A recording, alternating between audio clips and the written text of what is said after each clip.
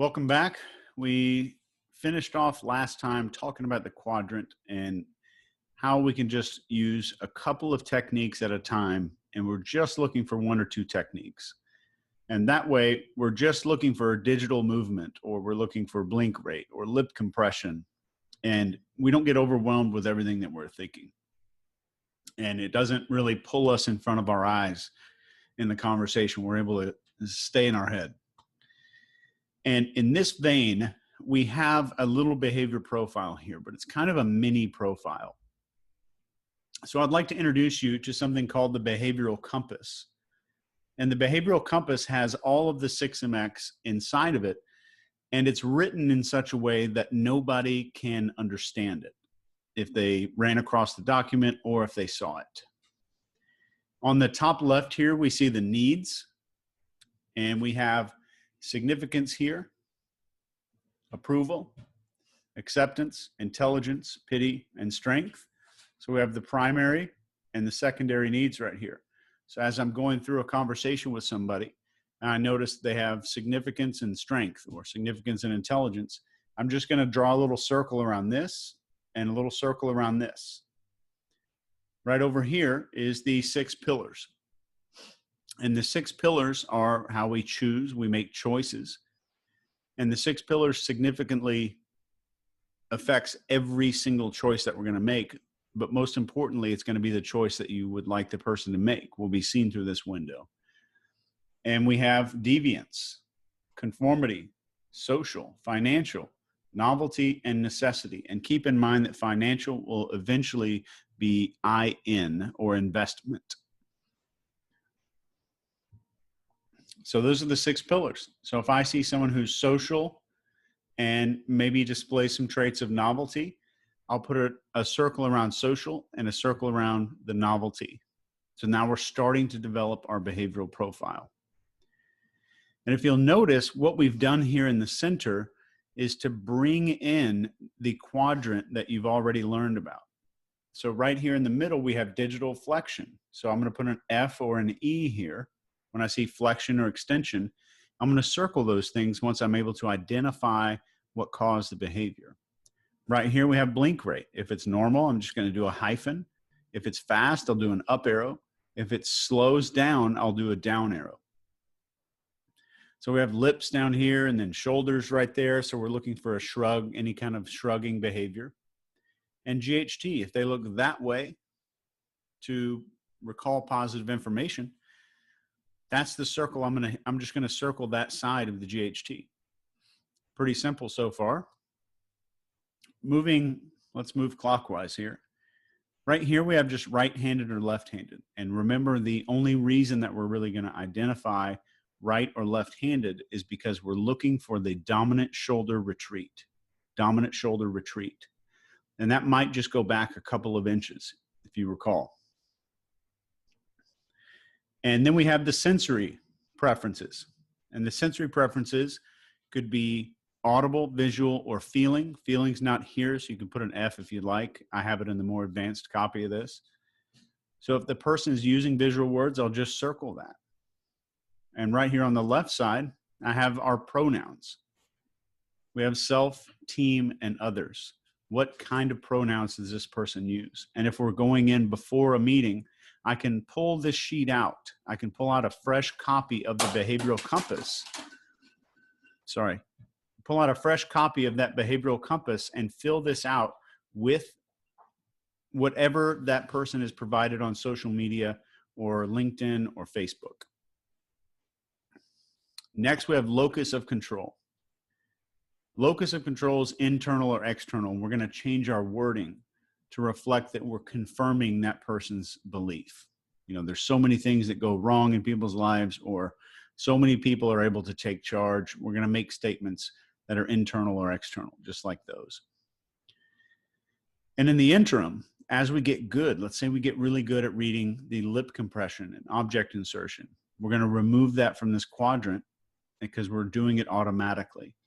So the better we get, the more advanced we get, the more we're going to level up how much information we can put in here. So after a few months of practicing this, and I promise it doesn't take long, and you'll have some stumbling blocks in the beginning, but this stuff does become second nature over time, and it's very easy to master. But the more advanced copy of this, so here's what it looks like without all the notes.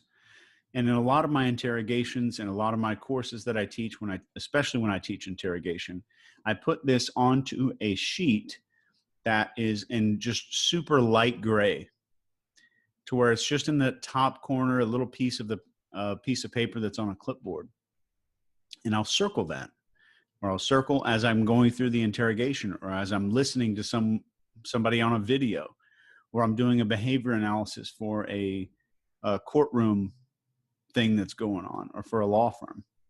So we can do this on social media. We can do it watching a video. We can do it in person. Or once you start getting a little bit better at this, we finish a conversation, and right after the conversation, we can pull this out and write a behavioral profile. And this, we are literally learning more about that person than their best friends, their family will ever know about how to persuade that person. Not even their parents who raised them. We are learning more than that.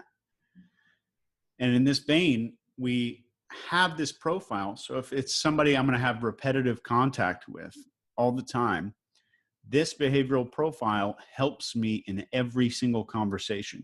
So if I'm I'm selling real estate, I have a behavioral profile of these people who are buying houses. I know exactly what they need to hear. I know what they need. I know what their fears are. I know every topic that makes digital flexion happen, digital extension. I know to use team-focused pronouns. I know the person has an internal locus of control. They feel like they take charge. I know that I need to use visual words when I'm selling them. And I know that their lips compress and they perform object insertion every time that I talk about how much yard work that they're going to have to do at a certain house. So I know they're not going to need a bunch of land. I know all kinds of stuff that no other realtor on the face of the earth will know about this person. And this stands true for anybody filling out one of these in any profession. But this is the advanced, kind of the full copy of what this thing really looks like. So right here we have their negative adjectives that they used. We have the positive adjectives. When they talked about something positive, I'd put amazing, brilliant, wonderful. Over on the left side of your screen, I'd put the negative. Anytime they talked about something that they didn't like, that's where all those adjectives would go. And down here, I would take a couple of notes on certain phrases that they like to use, certain phrases that they like to hear when they connect to other people. So if I was able to fill this one out, this is the full behavior compass. I have a psychological profile on this person that makes the Myers-Briggs look like a fortune cookie, which it kind of is if you actually read the research on it. So I have an individualized behavioral profile on this person. They didn't have to take an exam. They didn't have to answer any questions. I'm just using my skills, the skills that I spent 20 years on, and writing this profile out. So I've got a go-to reference for any conversation. And that's the beauty of the behavioral compass. And this took me a very long time to put together, but I can promise you, you can learn this in a short amount of time, but you've got to practice these things.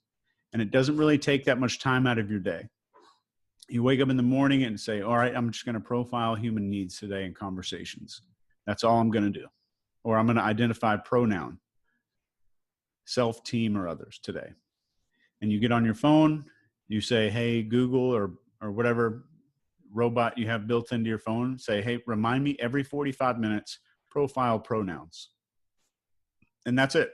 So every 45 minutes, you'll get a notification that says, hey, profile pronouns. And you'll remember, it'll remind you, I need to get this done. And the more of these that you can master, it looks like a lot, but I wanted you to have a tool that you felt okay with in public. So if someone saw you writing on this, number one, there's a 100% chance that nobody's going to figure out what any of this stuff means. And two, You can save this if you have a CRM or contact management system, or save it in someone's contacts. You can write down needs and 6 pillars and subjects and GHT and sensory preference. And all of that can go inside of somebody's contact details in your phone. Everything changes at this point.